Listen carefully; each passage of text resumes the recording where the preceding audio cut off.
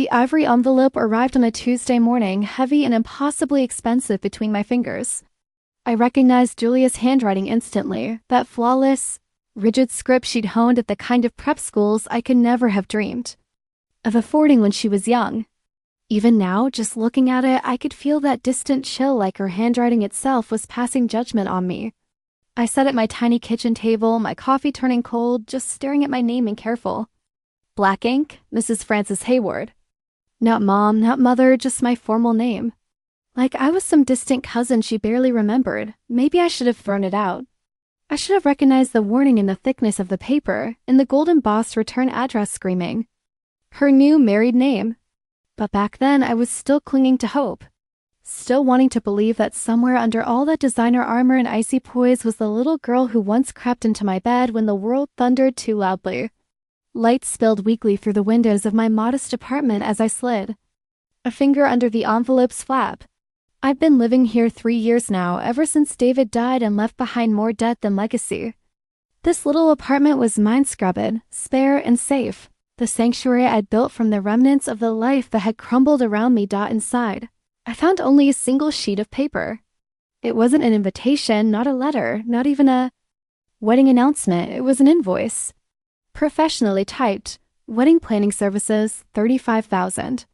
Honeymoon, Amalfi Coast, 3 weeks, $35,000. $70,000 due in 30 days, scrawled at the bottom in Julia's unmistakable pen. You should feel lucky I'm letting you contribute at all. After all you put us through, this is the least you can do. I read those words twice. Then 3 times. They swam before my eyes, but the meaning was unmistakable. My daughter, my only child, was charging me for a wedding I hadn't been invited to. She expected me to pay for a honeymoon I'd never hear about except in passing, and treated my involvement as if it were some rare privilege for which I should be grateful. The coffee mug slipped from my hands and shattered on the linoleum floor, brown liquid spreading across the white tiles like spilled blood. I stared at it unmoving as the world stilled around me. 28 years of being a mother, and this is what I had earned. No phone call, no discussion, not even the decency of a face-to-face conversation, just an invoice. Like I was a business associate being tapped for one last favor, I thought. Back to the last time I'd seen Julia. Christmas, a year and a half ago, in her sprawling house on the hill. She greeted me like a chore to check off her list, smiling with her mouth while her eyes stayed cold. The whole evening, she'd made pointed remarks about my life, my choices, the fact that I hadn't moved on. Her fiancé Mark barely spoke to me. When he did, it was the way a polite hotel manager speaks to a guest they wish would hurry up and leave. I left early, blaming a headache. Julia hadn't even blinked. Now I knelt in my kitchen, picking up ceramic shards, and I finally understood. I wasn't her mother anymore. I was just a wallet she shook when her own ran dry. The realization should have guided me, but instead I felt something cold and precise settle inside my chest. I stood, joints stiff after 63 years of carrying other people's weight, and let the invoice fall to the floor among the coffee stains and broken mug. Let it live there with the mess. Passing the hallway mirror, I saw myself. Silver hair pulled back, tired lines beneath my eyes, clean but faded. Close. I looked exactly like what I was, a woman who had spent her whole life shrinking herself so others could feel bigger. But my eyes, they were different now. They held something I hadn't seen in a long, long time. Not sadness, not disappointment. Fury. I sat down at my desk and powered on the old laptop. I wasn't writing a check. I wasn't begging to be included. My fingers flew across the keys, steady and driven. I researched wedding venues in Fairfield County, cross-checked dates through social media posts Julia didn't know I could still see.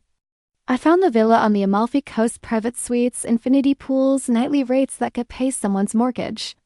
By sunset, I had every detail of my daughter's dream event, every vendor, every bill, every name. I poured myself a glass of the wine I'd been saving for a special occasion. Tonight felt special. I sat at my kitchen table, the invoice still on the floor, and began a list of phone numbers. The first would be the wedding planner, a woman named Meredith Stone. According to the records I found, then the resort, then the florist, then the caterer. Every single one expecting payment from someone who thought I was nothing more than a bottomless meme. A strange smile pulled at my lips. Julia wanted me to contribute. I would just not in the ways she imagined. I picked up the phone and dialed. Woman's voice answered, calm and professional. Stone Events? This is Meredith. Hello, this is Frances Hayward. I'm Julia Hayward's mother. I need to discuss some arrangements for the Hayward wedding. Oh, Mrs. Hayward, how wonderful. To finally connect. Julia mentioned you might be contributing toward the wedding. I have to say, she's put together something truly remarkable. I gave a small, unreadable laugh. I'd like to discuss the arrangements in person. When is good for you? I could see you tomorrow at 2. Perfect, I'll be there. I hung up and finished my wine, the burn grounding me. Tomorrow I would teach my daughter something she'd never bothered to learn about: consequences. About respect, about the price you pay when you treat your mother like a stranger who owes you money. Tonight, I let the invoice sit in the mess.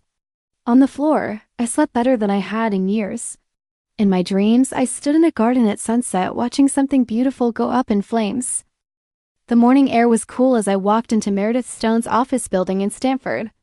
I'd chosen my outfit with care, a navy blue dress that had cost me 2 weeks' grocery money years ago, a strand of my mother's pearls, and the kind of calm elegance that whispers money instead of shouting it.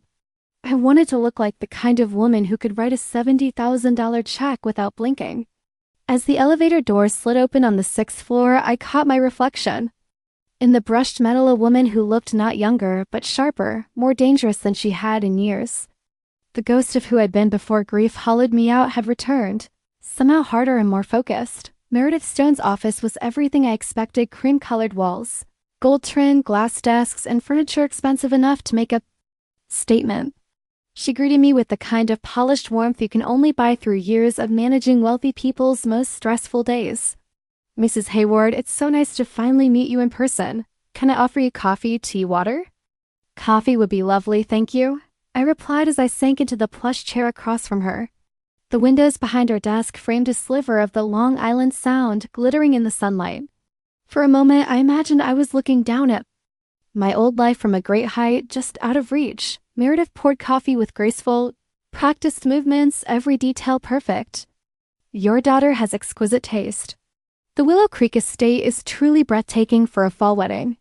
And the detail she's chosen: hand-blown glass centerpieces, imported linens, custom everything. It's going to be unforgettable. Tell me about the timeline, I asked, cradling the delicate china cup. Exactly when is the wedding? October 15th. Just over 3 weeks away now. Julia mentioned you might be traveling, which is why you can't attend.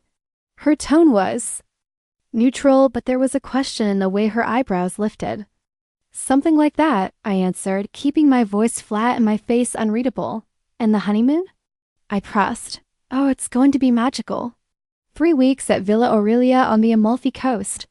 The invoice covers the upgraded suite, with its own private chef. They fly out the morning after the wedding. I set my cup down with careful precision. There's been a misunderstanding, I said. The confidence in Meredith's eyes flickered just a bit. A misunderstanding? I never agreed to pay for my daughter's wedding or her honeymoon. In fact, I wasn't even invited to the wedding. I watched as the words landed, quiet but powerful, leaving ripples on her carefully composed face. See, but Julia told me she said you felt terrible about missing the ceremony and you wanted to make it up by covering the major expenses. For a moment, I almost laughed, but the feeling passed. Instead, I leaned forward, lowering my voice just a bit. Is that so? Tell me, Meredith, when someone hires you, there's a contract, right? Yes, absolutely. And who signed the contract for this wedding? Her face lost a little more color. Julia and Mark. But Julia assured me you would handle payment for several major items, $70,000 in all. I reached into my purse and produced the invoice, now folded with the neatness of a bank statement. This arrived at my apartment yesterday. No discussion, no request. Just a bill and a note telling me I should feel lucky for the privilege of paying. Is this how you usually do business? She shook her head, her lips pressed together tightly. I could almost see the mental math racing through her mind: deposits, vendor contracts, her own commission. Mrs. Hayward, I truly had no idea. Julia made it seem as if you were eager to do this. She only paid a small deposit herself, $5,000. The rest was to come from you this week, with the remainder on the wedding day. And if those payments don't arrive? I asked quietly. Meredith's hand trembled a little as she picked up her own cup. If we don't receive payment, we can't provide services. None of us can. The venue, the florist, the caterer, they all require payment up front or on the day, no exceptions. If the money doesn't come, there is no wedding. I let the words settle between us. Julia had built her entire dream day on the assumption she could manipulate me, on the history of me saying yes to everything. On guilt. On hope. She thought I would cave like always. But not this time, Meredith, I said, my voice softer, almost maternal. I know this is not your fault, you're just doing your job. But my daughter has put you in an impossible position. So when she calls you, and she will, I want you to tell her exactly what you told me. That without my payment, there will be no wedding, and give her my phone number. If she wants to talk, she can call me directly. No more invoices, no more assumptions. Meredith nodded, eyes wide as if she'd just witnessed a car crash but couldn't look away. Of course, Mrs. Hayward, I'm so sorry. I paused at the door. Don't blame yourself for any of this. You're a professional. You deserve to be paid for your work, but not by me. My daughter's decisions are her own responsibility. I left her office feeling lighter, as if I'd left some invisible weight behind. The elevator ride down was quiet, and for once I didn't look at my reflection. I didn't need to. I knew who I was now. Outside, the sharp scent of fallen leaves in early autumn followed me to my car. I scrolled through my contacts until I found a number I hadn't called in years. Marianne O'Neill, she'd been my neighbor back when Julia was little, back before David died, before the world changed. Her daughter, Teresa, had been Julia's best friend once, until my daughter decided Teresa's family didn't measure up. Marianne picked up on the second ring. Francis, oh my goodness, is it really you? It's me, I said, trying not to let my voice shake. I need a favor. Do you still have Teresa's number? I'd love to get in touch. Of course. She'd love to hear from you. She's a wedding photographer now, can you believe it? Owns her own business and everything. A wedding photographer. A new piece clicked into place in my mind. That's perfect, Marianne. Absolutely perfect. After we hung up, I sat quietly in my car for a moment, letting my thoughts settle. Julia wanted a fairy tale wedding. She was about to discover that fairy tales can turn into nightmares with breathtaking speed. As I drove home, my phone buzzed with a text from an unfamiliar number. This is Meredith Stone. Thank you for your candor today. You're right, I'm just doing my job. I hope things work out for your family. I typed back quickly. They will, just not the way my daughter expects. That afternoon, I found myself humming as I drove, something I hadn't done since before David passed away. Sunlight crept through the windshield, and for the first time in years, I felt as if I was heading towards something rather than running from it. When Teresa O'Neill walked into the little cafe in Old Greenwich, I almost didn't recognize her. She'd grown into her features, all bright brown eyes, and a smile that lit up the room. She hugged me tightly, her embrace honest and grounding. Francis? You look amazing, she said, settling into the seat across from me. I smiled, feeling years melt away. It's good to see you, Teresa. I actually have a bit of a strange request. She arched her eyebrows, her photographer's eye already taking in every detail of the room, the angle of the light, the shadows on my face. I'm listening. How much has your mother told you about what's happening between me and Julia? Teresa's expression softened. Some. I know it's been rough. I'm sorry. Julia and I haven't really talked since high school. I nodded. I remember. She said your family wasn't the right fit anymore. Teresa laughed, a sound with no bitterness. She always needed everything to look perfect. But honestly, looking back, I think I got lucky. People who use others don't change. I see it at weddings all the time now, brides treating everyone around them like servants. I leaned in. How do you feel about photographing events where you're not exactly welcome? Teresa looked intrigued. You mean like crashing? Not exactly. More like documenting from the sidelines. For someone with a legitimate interest but no invitation. We shared a quiet understanding across the little table. She leaned forward and dropped her voice. Francis, what exactly are you planning? I slid my phone across the table, showing her a photo of Julia's invoice. She read every word, her mouth tightening in outrage. $70,000?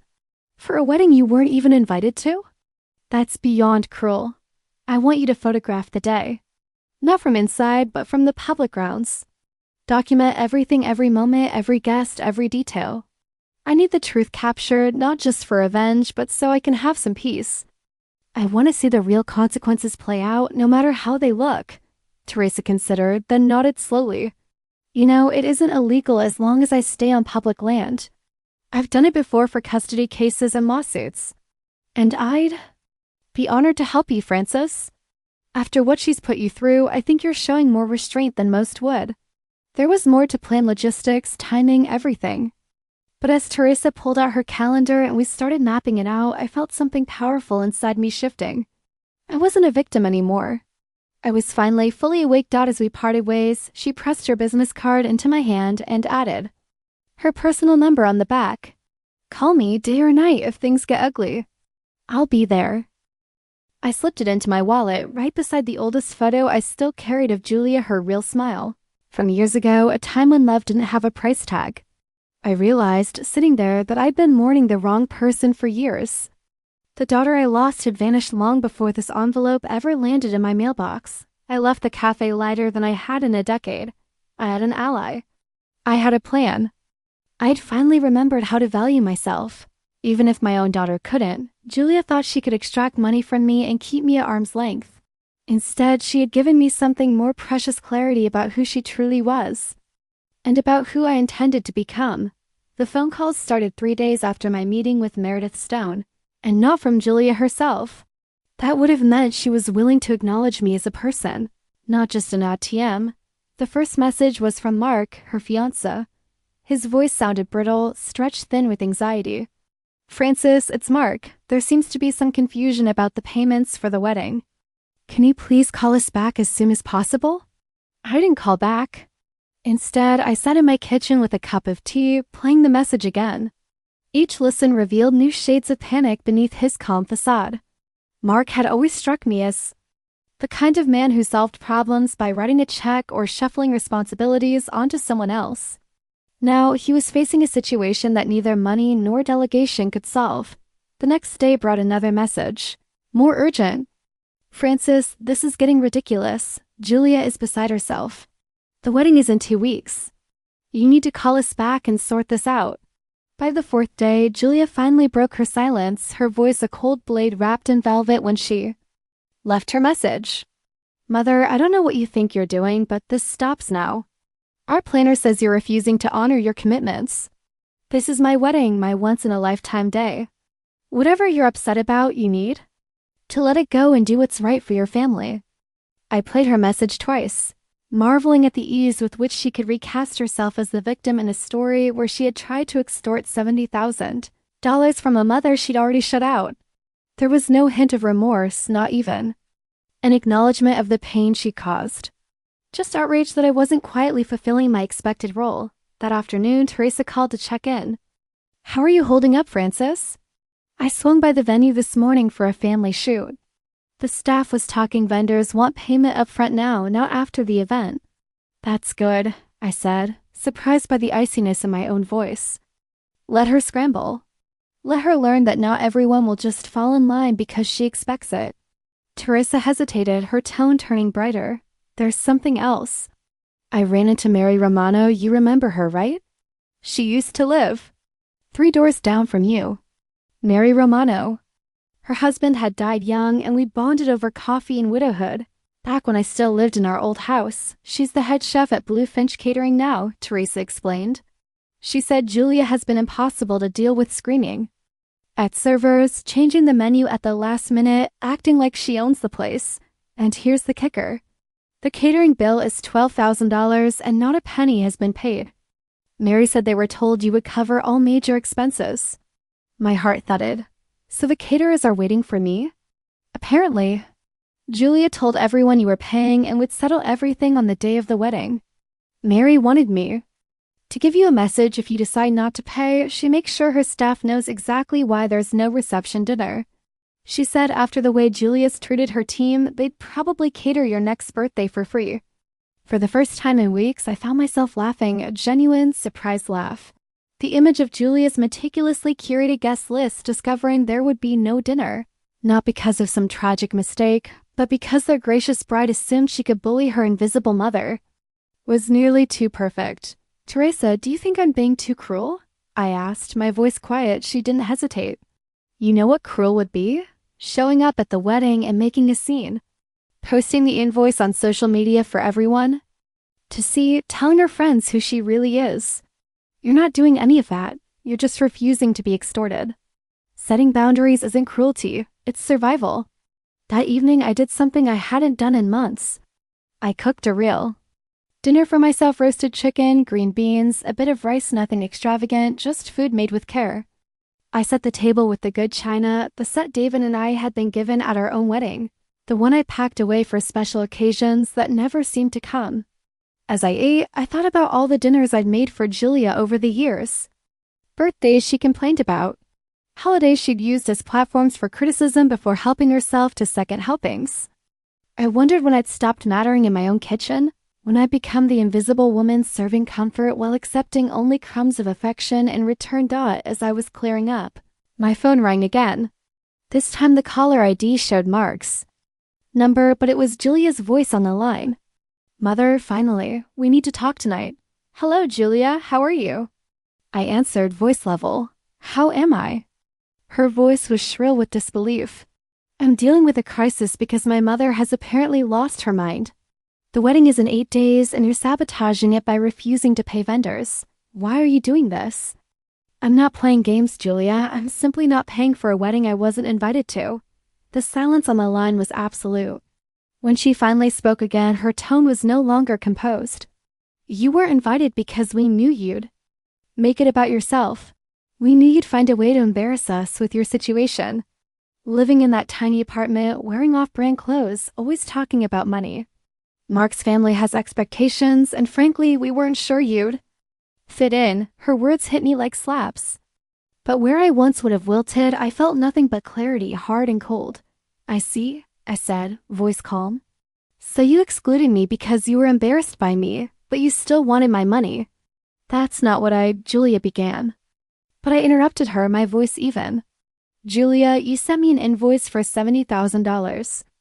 Not a request, not a conversation, a bill with a note telling me I should be grateful for the chance to pay." There was a long, tense pause. Then, for the first time in years, I heard the little girl in her voice, the one who used to call me the most beautiful mommy in the world. I know the invoice was maybe not the best way. I was stressed and I didn't mean it to come out that way. But you're my mother. This is my wedding. Don't you want me to be happy? I want you to be someone I can be proud of. Someone who treats others with respect, who values love over status. But that's not who you are right now, Julia, is it? You're being ridiculous, emotional. This is why we thought it would be better if you weren't there," she said. "Then you'll be relieved to know I'm not paying either," I replied. Before she could answer, I ended the call and set the phone down. My hands steady. The phone began to ring again immediately. Mark, then Julia, then Mark again. I turned the ringer off and watched the screen light up with their names, one after another. Then a text arrived from Julia. "You're destroying my wedding out of spite. I hope you're happy." I typed back, slowly, carefully. "I'm not destroying anything. I'm just not funding it." "There's a difference." Her response was instant. "Same thing." And there it was. In Julia's mind, my refusal to bankroll her big day was an act of violence, a kind of sabotage. My boundaries were offenses. My dignity was an inconvenience. I poured myself a glass of wine and stood by my window, watching the last of the autumn sun vanish behind city buildings. Somewhere across town, vendors were starting to realize they wouldn't be paid. A wedding planner was working the phones, desperate to salvage what she could. A bride was learning what it felt like to depend on other people's money and find out the answer was no. And for the first time in a long, long while, I stood in my apartment, my own space, my own life, free of the obligation to fund someone else's happiness while being kept out of it myself. October 15th dawned gray and wet, with the kind of steady drizzle that seeps into everything and makes the world feel heavy. I stood by my kitchen window, watching rain streak down the glass, and wondered if Julia was awake yet. I imagined Her scrolling through her phone, realizing just how much of her perfect day was already slipping away. My own phone buzzed with a text from Teresa at 6 in the morning. Venue looks chaotic. Vendor trucks leaving already. Still want me there? I wrote back immediately. Yes, document everything. By 10 o'clock. My phone had counted 17 missed calls from unfamiliar numbers. Mark, Julia, even Meredith Stone. I switched the ringer off after the 5th attempt and spent the morning in deliberate calm. I sorted receipts, updated passwords, tidied my apartment with a kind of quiet precision that felt like reclaiming space. In my own life, if Julia decided to push this into some legal battle, I would have every piece of proof I needed to show that I had never agreed to any of this. At 11:30, the doorbell rang. I paused, hands still damp from washing dishes. Through the peephole, I saw Julia standing in the hallway, her coat thrown over pajamas, hair unbrushed and wild, eyes rimmed red. Mark was with her, looking like a man who hadn't slept in days. His jaw clenched tight. I opened the door but did not step aside. "Mother," Julia said, her voice hoarse from crying or shouting, "we need to talk." I nodded, letting the silence settle around us. "Good morning, Julia, Mark, you both look upset." Julia's composure, the one she wore like armor, was gone. My wedding is ruined. The caterers showed up this morning and demanded $12,000 in cash or they were leaving. The florist took back every arrangement. The photographer says we still owe $8,000 for the engagement photos and he's refusing to shoot the ceremony. Everything is falling apart. I stood very still, keeping my voice gentle. That sounds very stressful. What does this have to do with me? Mark stepped forward, his frustration barely masked. Francis, you know exactly what this is about. You're doing this out of spite. You're sabotaging Julia's wedding because you didn't get an invitation. I didn't. Flinch, I'm not sabotaging anything. I'm simply not paying for your wedding. Those are two very different things. Same outcome, Julia snapped, her face twisted in a way I'd never seen before. She looked raw and unguarded, all her careful performance shattered. Do you have any idea what this is costing us? Not just money, but our reputation. Mark's family is already at the hotel. My friends flew in from 3 different states. Everyone is asking what happened. What are you telling them? I asked quietly. Mark answered with a bitter edge. The truth that Julia's mother decided to pull funding at the last minute. That you're punishing her because you weren't invited. Is that really the truth? I replied, meeting his eyes. Or is the truth that you both planned a wedding you couldn't afford? Assumed I would pay without asking, and now you're dealing with the fallout of those assumptions? Julia's eyes filled with tears, real ones, not the practiced tears. Of childhood. Please, Mom, I know I handled this wrong. I know the invoice was a mistake, but this is my wedding day. Can't we talk about the rest later? I need your help now. There was a time I would have melted. I would have written the check, fixed the crisis, swallowed my pride to keep her happy. But that time was over. I remembered the note on that invoice, the way she tried to make me grateful for the privilege of being useful while never being welcome. Julia, what would happen if I wrote a check right now? I asked softly, hope sparked in her face, desperate and almost childlike. Everything could still work out. We'd call the vendors, explain the misunderstanding, and then what? I interrupted. After the wedding, after the honeymoon I'm supposed to pay for too, would anything really change? Would I be invited to your anniversary, your holidays? Would you call me just to talk, not because you want something, but because you care? Julia looked at me, confused, like I was speaking another language. Of course you would be part of our lives. You're my mother. The way I've been part of your life these past 3 years? Seen twice a year, always on your schedule, never at my home. Cards addressed to Francis Hayward, never Mom, never a question about how I am, never a thank you. But always expecting my support when it's convenient for you. I looked at Mark. Did you know Julia hasn't visited my apartment once since her father died? That she never even asked if I was okay? Mark's expression shifted. He looked at Julia, searching for some explanation, some detail he might have missed. She still expected $70,000 from a widow on a fixed income. I continued, my voice steady but tired. From someone not even considered worthy of an invitation. Julia's tears finally broke through. Her composure shattered. Please, Mom, just help me. I shook my head gently. You know what, Julia? You're right. I am done. I'm done making your needs more important than my dignity. I'm done paying for the privilege of being treated like a burden. Just then my phone buzzed. A text from Teresa. Wedding officially canceled. Venue staff confirming with guests. Guests asking what really happened. I showed Julia the screen. It looks like it's over, sweetheart. Julia's sobs filled the small hallway. She clung to Mark, who wrapped his arms around her in confusion and discomfort. This could have been avoided with a single conversation, I said softly, with a little honesty. But you chose to send an invoice and a note meant to make me grateful for being used. That's not how family works. What do you want from me? Julia choked out. What will it take to fix this? I want you to understand that this isn't about money. It's about respect. About treating your mother like a person, not a resource. Can you learn that? Because this isn't new, Julia. It's who you've been for years. The only difference is that now there are consequences.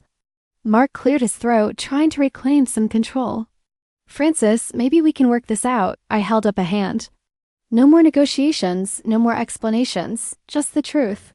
Julia thought she could have it both ways, my support, but not my presence. She was wrong.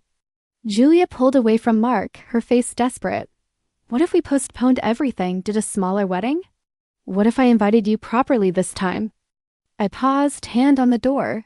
And why would you do that? She swallowed, searching for words. Because you're my mother. I want you there. I looked her in the eyes. Am I, Julia? Or am I just someone you come to when you need something?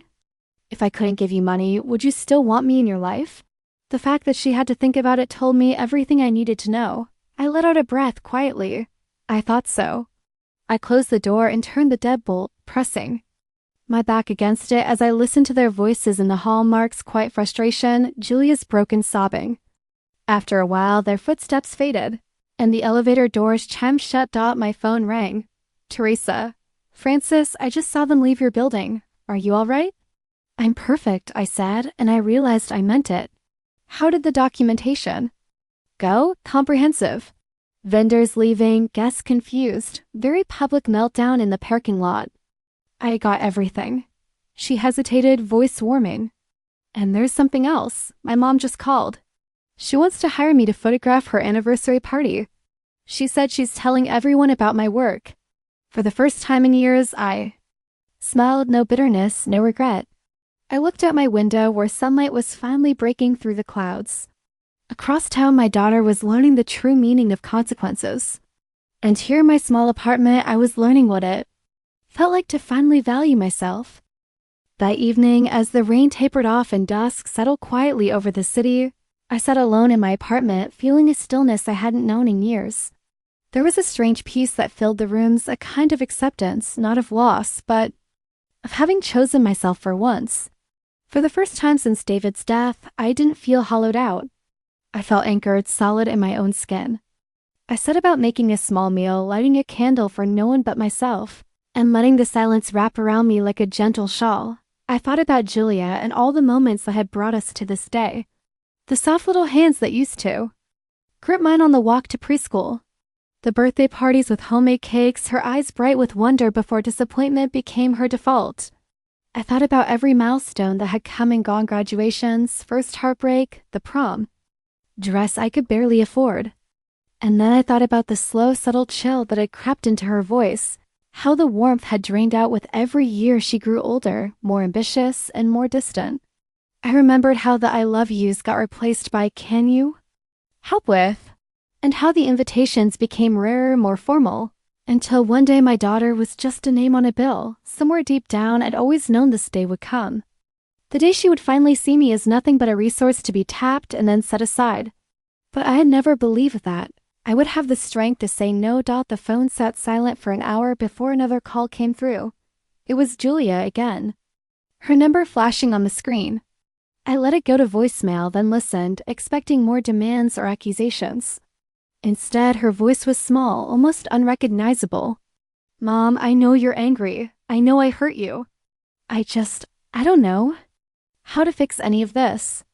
I'm so lost right now.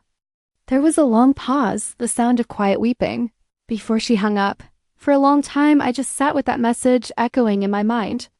I felt a pang of sorrow, not so much for the wedding, but for all the years wasted on a relationship built around obligation instead of love. I remembered the girl she used to be and wondered if she could ever find her way back. If I could ever find my way back to her, or if this was what letting go really looked like. I made myself some tea and sat by the window, watching lights flicker on across the city. I felt the weight of everything: anger, grief, love, and now a kind of release.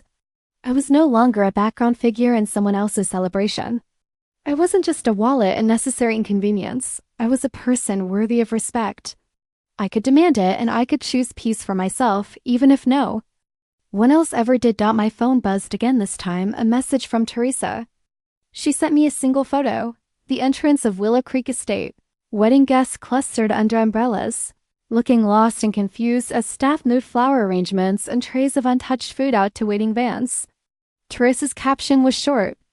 "You did the right thing." I wrote back, "Thank you, Teresa. I'm glad you were there for more than just the photos." A few minutes later, another text arrived, this one from Marianne O'Neill. She wrote, "Francis, I just wanted you to know how proud I am of you. It takes courage to stand up for yourself. Teresa's going to do amazing things with her photography.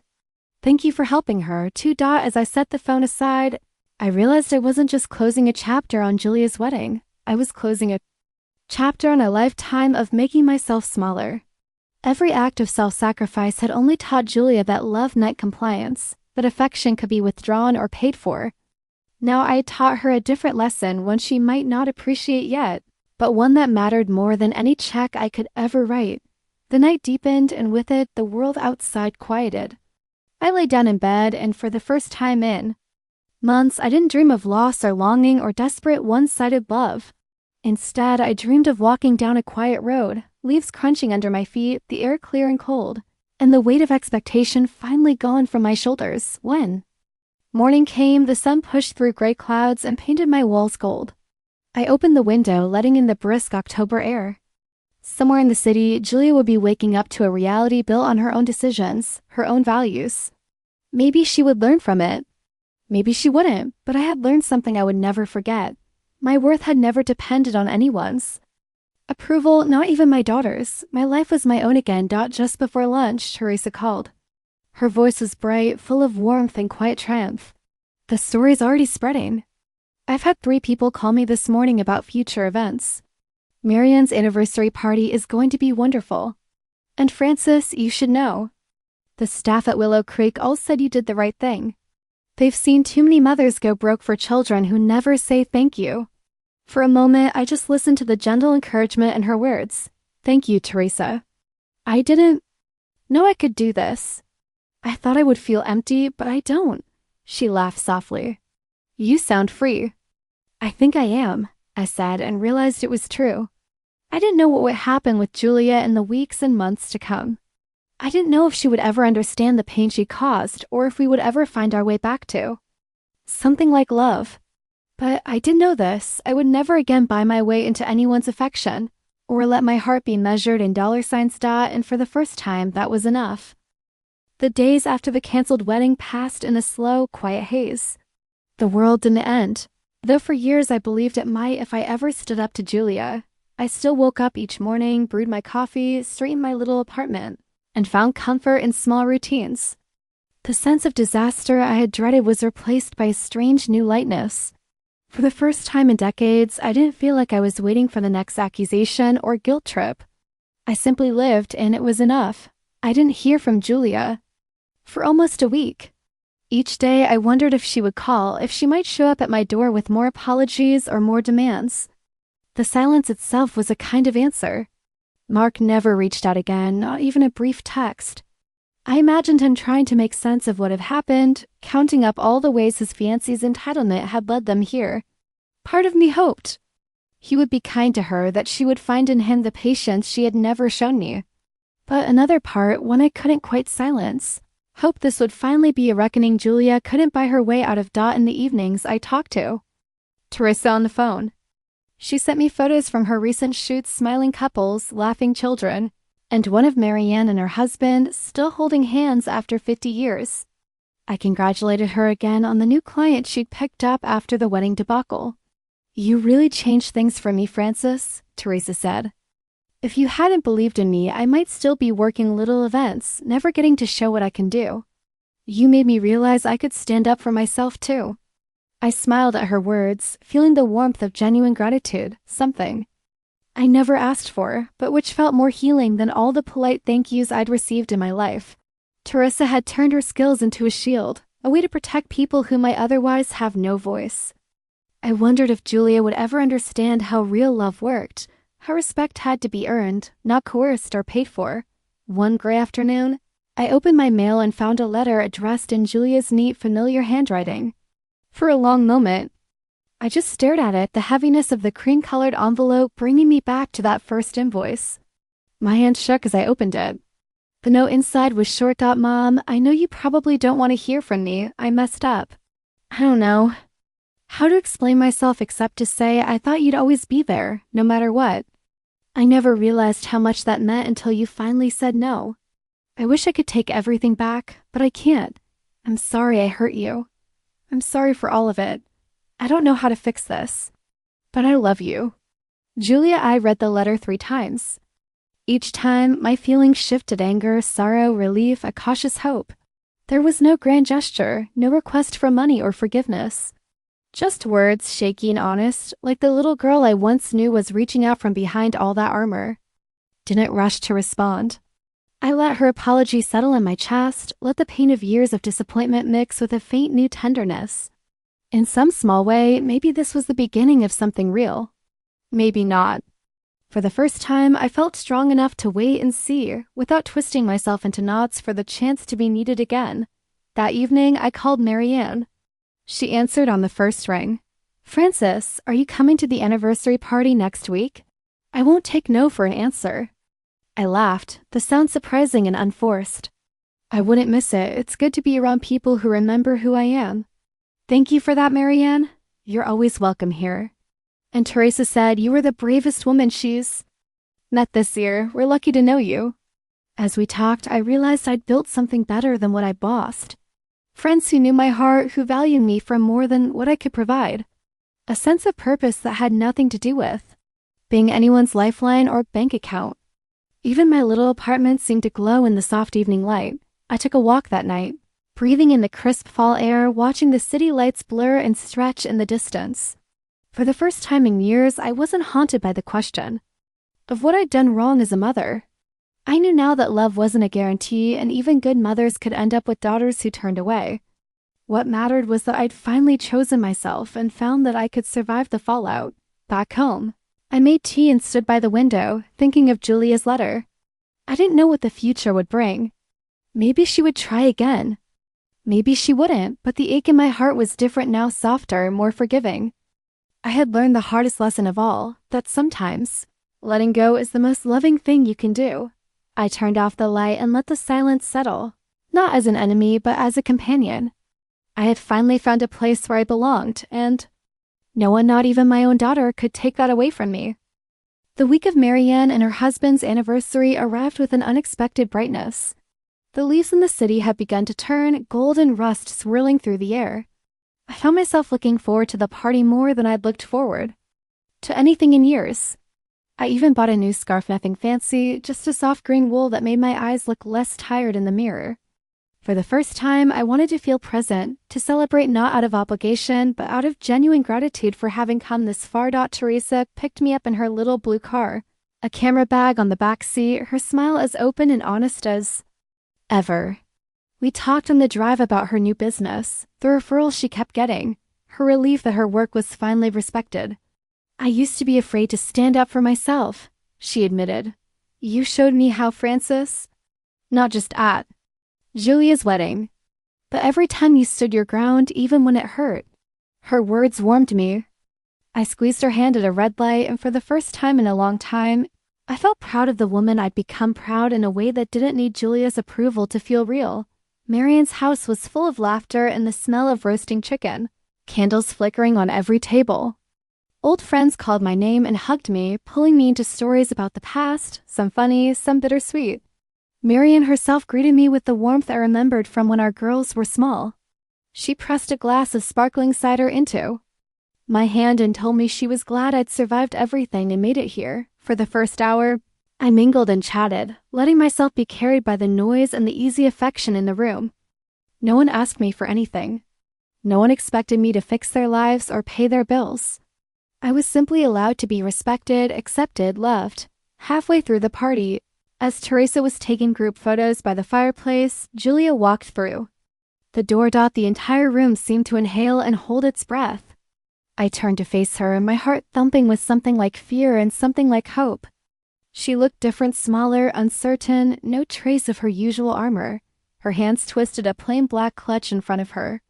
She wore no makeup and her hair was simply pulled back like the girl she'd once been. She spotted me and hesitated at the edge of the crowd. For a moment, I wasn't sure what to do. Should I go to her? Ignore her? My body remembered every time I'd reached out and been pushed away, every time my efforts had been met with coldness or scorn. But then I remembered Julia's letter, the rawness in her voice, and I realized I was no longer afraid of her disappointment. I waited. I let her make the first move. Slowly, Julia crossed the room, each step uncertain. She stopped in front of Annie, her eyes shining with unshed tears. "Mom," she whispered. "Can we talk?" The word landed softly, as if she was still learning how to use it.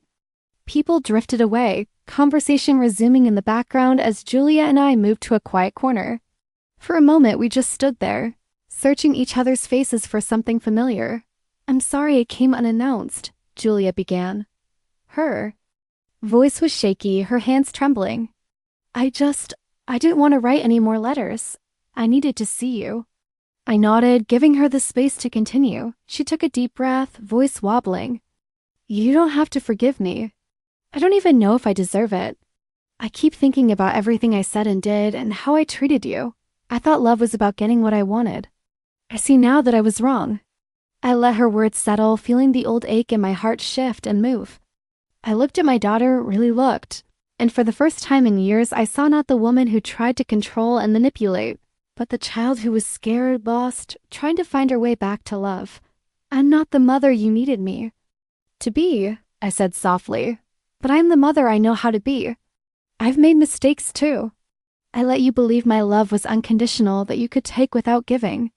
Maybe I did that because I was afraid of losing you. Maybe it was just easier than facing the truth." Julia shook her head. "You never lost me, Mom. I lost myself. I want to start over. I want to learn how to be better." We stood there, two women in the gentle hush of old pain and fragile hope. In that moment, forgiveness was not some grand gesture, but a quiet willingness to try again. Behind us, Teresa snapped a photo, two figures leaning together, caught in a rare private moment.